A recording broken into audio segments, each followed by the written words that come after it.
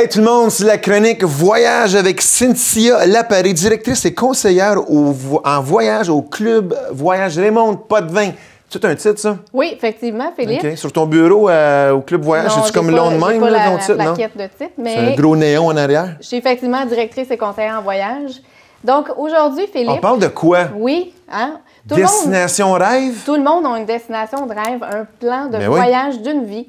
On entend souvent les gens dire « Ah, si je gagnais à l'auto, j'aimerais aller... » Alors, on verra ces destinations en détail pour vous. Est-ce que c'est possible? Parce qu'on ne gagnera jamais à l'auto, ça, c'est sûr.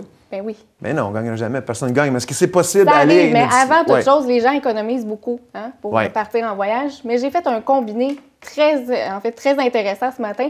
Je vous propose les destinations de rêve abordables pour vous faire rêver et combler vos rêves de globetrotteurs. OK, parfait. On commence où? Du côté de l'Europe, il existe encore des destinations paradisiaques, mais sans se ruiner.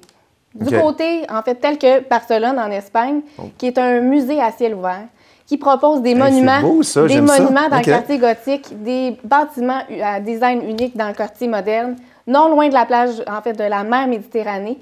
Une ambiance exaltante en soirée, une gastronomie unique, tapas et sangria. Bien là. À l'honneur. Du côté de la Grèce, avec ses îles, Santorini, on ne peut pas passer à côté de ça. C'est l'image emblématique du pays, avec ses petites maisons blanches et ses toits bleus. Ah, la maison qu'on voit tout le temps là, à exactement, l'image. L'image de la Grèce. Bercée par la mer Égée, je vous propose de déguster la Mythos, une bière locale à simplement 2 €. Oh. Pour faire économiser. On peut voir beaucoup. Ça, c'est bon pour les gars qui travaillent ici. Ça, Mathieu puis Max aiment ça de la bière pas exactement. chère.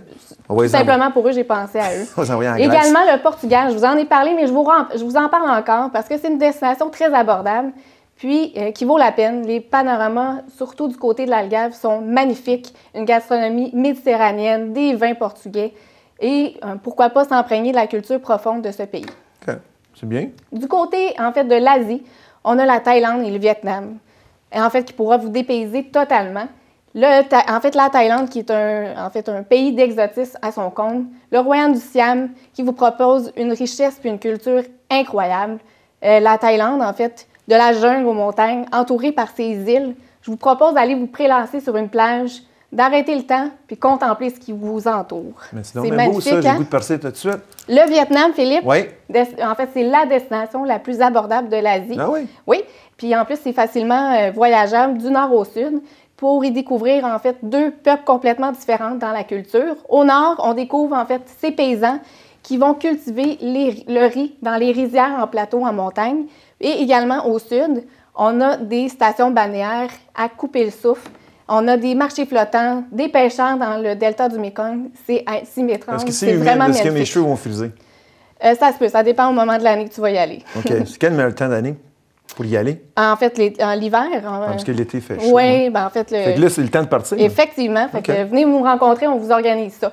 Du côté du continent africain, il y a également l'accessibilité à votre portefeuille avec une destination de rêve qui est le Maroc. Le désert du Sahara, les dromadaires, les nomades, les berbères, les épices colorées, saura vous dépayser totalement en terre marocaine. Et si tu es passionné de l'histoire, mais il ne faut pas que tu passes à côté de l'Égypte. J'étais en Égypte. C'est une cité avec une civilisation incroyable.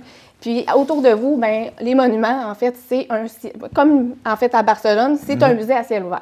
Oui, c'est le début de la civilisation, d'après moi. Vraiment. Ouais. Puis, je ne peux pas passer à un autre continent sans parler, d'un paradis sur Terre entre 2 océans, l'Afrique du Sud, qui offre des panoramas extraordinaires, sauvages, apprivoisés. Je vous propose de partir en quête de la recherche, du roi de la jungle, pourquoi pas, dans un safari en Afrique, dans le parc Kruger. Ah, OK. C'est beau, c'est une belle place, ça? C'est magnifique, Philippe. C'est qui le roi de la jungle? Le roi de la jungle, c'est Simba. Ah, c'est Simba.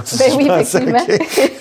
Parfait. Oui. OK, good. Fait que tu vas nous revenir plus tard pour nous parler de d'autres destinations rêves? Oui, parce qu'il y en a tout plein dans le monde, puis je continue ça après la pause. OK, attends une seconde. Attends, il n'y a pas de pause ici, puisqu'on est subventionné. Comme Radio-Canada, il n'y a pas de pause. Puis il y a notre tirage aussi à la toute fin de l'émission. S'il vous plaît, on rappelle, c'est quoi le tirage, s'il vous plaît, Cynthia? En fait, c'est avec une grande fébrilité qu'on va vous dévoiler notre grand gagnante ou notre grande gagnante, évidemment. On ne sait pas. Ou l'autre. de notre concours Évadez-vous qui consistait en une croisière d'une semaine au départ de Miami sur l'un des plus récents navires de Norwegian Cruise Line en cabine balcon pour 2 personnes ainsi que les vols d'Air Transat en classe économie, un prix d'une valeur de 4 000 $. Tout le monde, parfait. Puis ça, c'est Norwegian Cruise Lines, Voyage Transat et le club Voyage Raymond Potvin. Je dois te reprendre, en fait, c'est pas Voyage Transat qui est une agence, mais Transat, effectivement. Ouais, parce que je ne veux pas savoir de l'aide d'avocat d'eux autres. Nous-mêmes aussi, Club Voyage qui a participé. Attends une seconde, il y a des rumeurs qui circulent aussi que peut-être la légendaire Raymond Potvin va être ici pour le tirage. Effectivement, elle sera avec nous pour tirer ce concours merveilleux et dévoiler le grand gagnant. Parfait. Bien, merci beaucoup. Restez à l'écoute pour la deuxième partie de la chronique de Cynthia et le grand tirage à la fin de notre émission. Oui. Ce qui s'en vient, c'est Mathieu Legault qui n'aime pas Noël. Ah. Fait que je pense qu'il ne s'est pas inscrit au tirage. De toute façon, il n'y a pas d'eux, il travaille ici. Parfait, c'est dans les minutes, tout le monde avec la chronique cinéma sur les ondes de la TVSE.